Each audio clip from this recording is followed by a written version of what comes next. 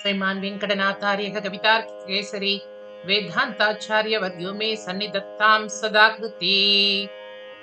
श्री विष्णु पुराणम अंशम 1 अध्यायम 11 துருவன் வனம் ஏகுதலும் சப்தரிஷிகளை சந்தித்தலும்.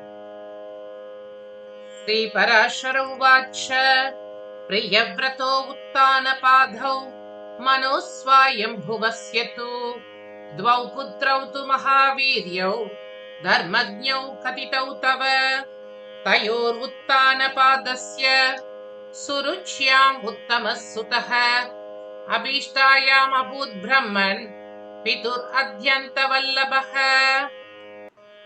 सुनीतिर्नामया राज्ञस्तस्यासीन् महिषी द्विज सा नाति प्रीतिमांस्तस्याम् अभूत् यस्या ध्रुवः सुतः राजासनस्थितस्याङ्कम् पितुर्भ्राधरम् आश्रितम् दृष्टोत्तमम् ध्रुवश्चक्रे तम् आरोढुम् मनोरथम् प्रत्यक्षम् भूपतिस्तस्या चुरुच्या नाभ्यनन्दथ प्रणयेनागतम् पुत्रम् उत्सङ्घारोहणात् सुखम्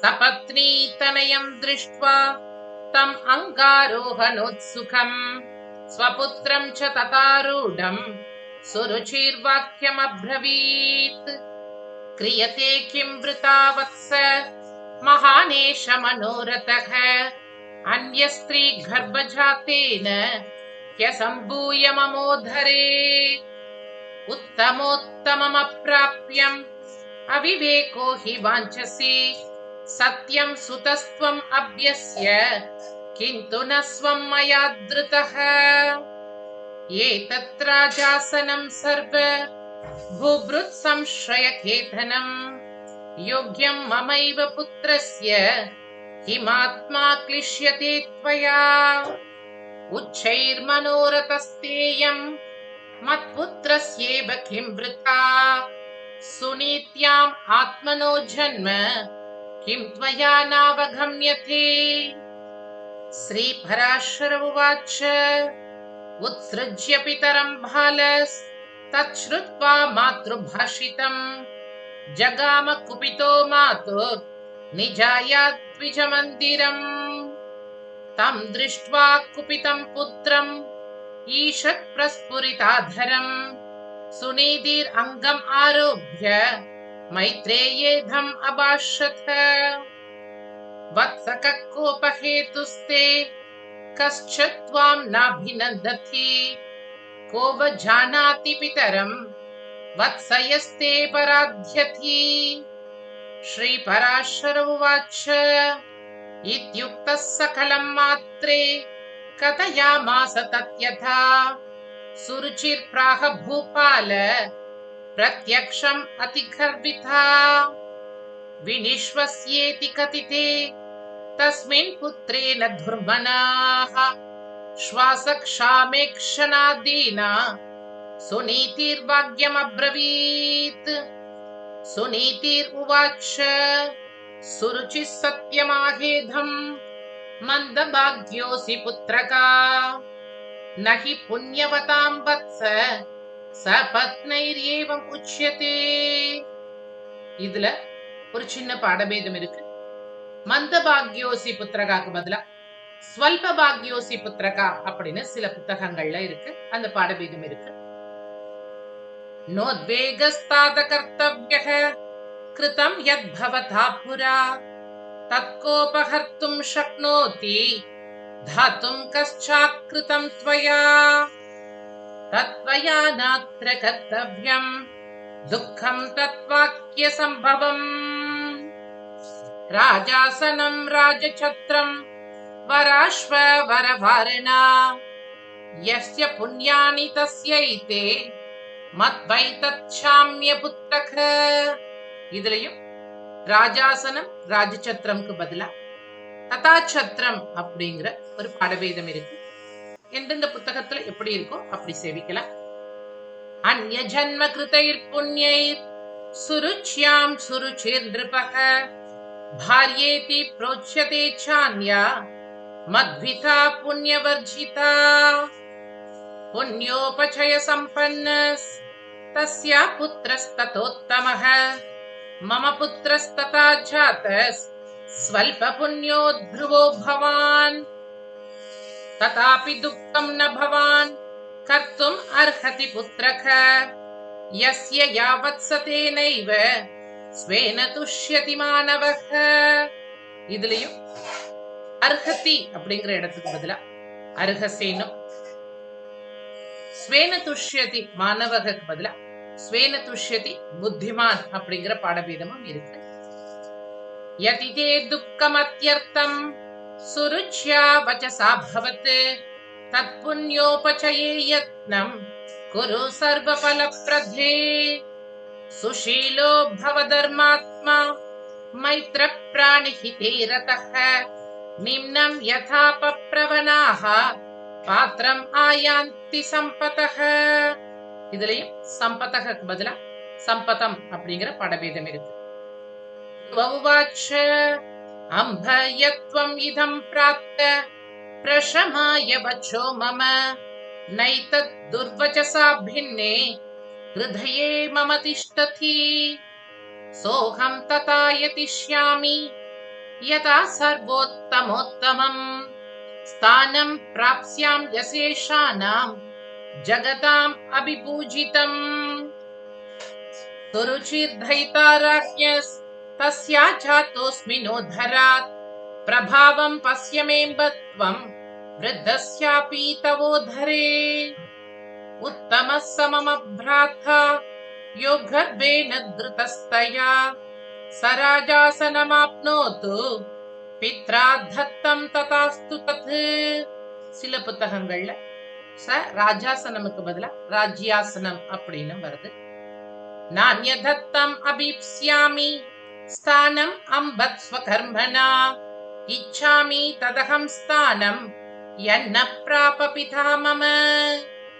ஸ்ரீ பராசர உவாச்ச நிர்ஜகாம கிருஹான் மாதுர் இத்யுக்த்வா மாதரம் த்ருவः புராஸ்ச நிர்கம்ய ததஸ் தத்பாஹ்யோபவனம் யயௌ ச ததர்ஷ முனிம்ஸ்தத்ர சர்வபூர்வாகதான் த்ருவः கிருஷ்ணாஜினோத்தரீயேஷு விஷ்டரேஷு சமாஸ்திதான் स राजपुत्रास्तान् सर्वान् प्रणिपत्याभ्यभाषतः प्रश्रयावनतः सम्यक् अभिवादनपूर्वकम्.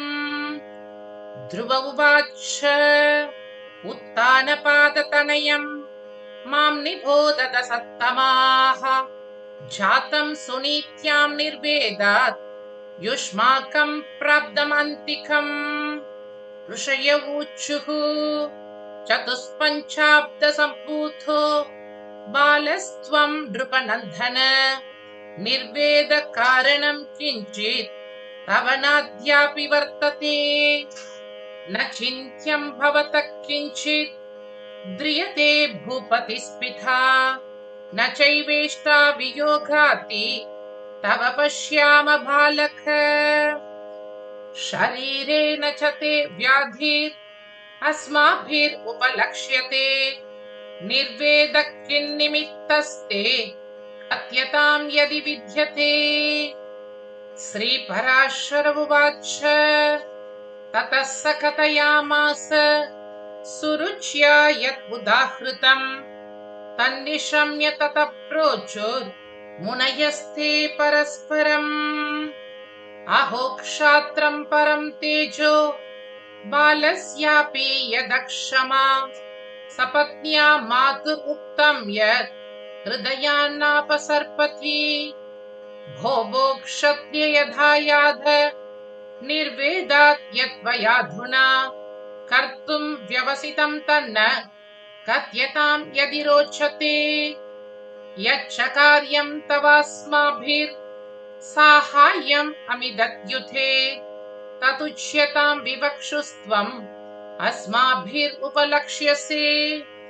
ध्रुव उवाच नाहम् अर्थम् अभीप्सामि न राज्यं द्विजसत्तमाः तत्स्थानम् एकम् इच्छामि भुक्तं नान्येन यत्पुरा एतन्मे क्रियतां सम्यक् कथ्यतां प्राप्यते यथा स्थानम् अग्र्यं समस्तेभ्यः स्थानेभ्यो मुनिसत्तमाः मरीचिर्उवाच अनाराधित गोविन्दैर्नरैस्तानं नृपात्मज न हि सम्प्राप्यते श्रेष्ठम् तस्मात् आराधयाच्युतम् अत्रिरुवाच परपराणां पुरुषो यस्य तुष्टो जनार्दनः स प्राप्नोत्यक्षयं स्थानम् एतत् सत्यं मयोदितम्।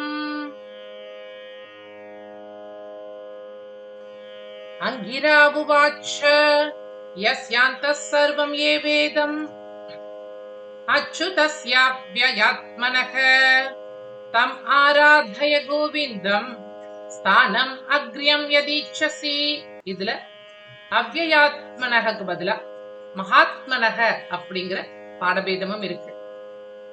புலஸ்த்ய உவாச்ச பரம் பிரம்ம பரம் தாம யோசௌ பிரம்ம ததா பரம் தமாராத்ய ஹரிம் யாதி முக்திம் அப்யதி துர்லபாம். புலக உவாச்ச ஏந்திரம் இந்திர பரம் ஸ்தானம் யம் ஆராத்ய ஜகத்பதிம் प्राप यज्ञपतिं विष्णुं तम् आराधय सुव्रत. क्रतुर्उवाच यो यज्ञपुरुषो यज्ञो योगेश परमः पुमान् तस्मिन् स्तुष्टे यत् अप्राप्यं किं तदस्ति जनार्दने. இதுல யோ யஜ்ஞ புருஷோ யஜ்ஞோ யோகேஷக்கு பதிலா யஜ்ஞேஷ அப்படிங்கிற பாடபேதம் இருக்கு.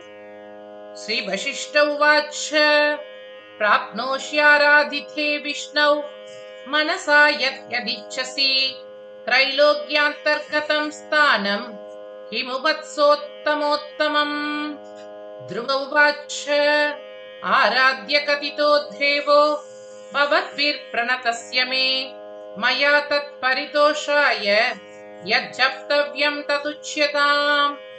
यथाचाराधनं तस्य मया कार्यं महात्मनः प्रसाद सुमुखास्तन्मे कथयन्तु महर्षयः. ऋषय ऊचुः राजपुत्र यथा विष्णोर् आराधन परैर्नरैः कार्यम् आराधनं तन्नो यथावत् श्रोतुमर्हसि. बाह्यार्थात् अखिलात् चित्तं त्याजयेत् प्रथमं नरः तस्मिन् एव जगद्धाम्नि ततः कुर्वीत निश्चलम्. एवम् एकाग्रचित्तेन तन्मयेन धृतात्मना जप्तव्यं यन्निबोधयेत् तन्न पार्थिवनन्दनः. हिरण्यगर्भपुरुष प्रधानाव्यक्तरूपिणे ॐ नमो वासुदेवाय शुद्ध ஞானஸ்வரூபிணே. இது இரண்ய கர்ப்ப புருஷ பிரதானாவ்யக்த ரூபிணே அப்படின்னு சேர்த்தும் சொல்லலாம். சொல்ல அவ்வளவு கஷ்டமா இருக்கு அப்படின்னா இரண்ய கர்ப்ப புருஷ பிரதான அவ்யக்த ரூபிணே அப்படின்னு பிரிச்சும் சொல்லிக்கலாம். ஏதத் ஜஜாப பகவான் ஜப்யம் ஸ்வயம் புவோ மனுகோ பிதாமகஸ்தவ புரா தஸ்ய துஷ்டோ ஜனார்தனः ददौ यदाभिलषितां सिद्धिं त्रैलोक्य दुर्लभां तथा त्वम् अपि गोविन्दं तोषयैतत् सदा जपन्. इति श्री विष्णुपुराणे प्रथम अंशे एकादशोऽध्यायः. सर्वत्र गोविन्द नाम संकीर्तनम्. गोविन्दा गोविन्दा. कवितार्किक सिंहाय कल्याण गुणशालिने श्रीमते वेंकटेशाय वेदांत गुरवे नमः.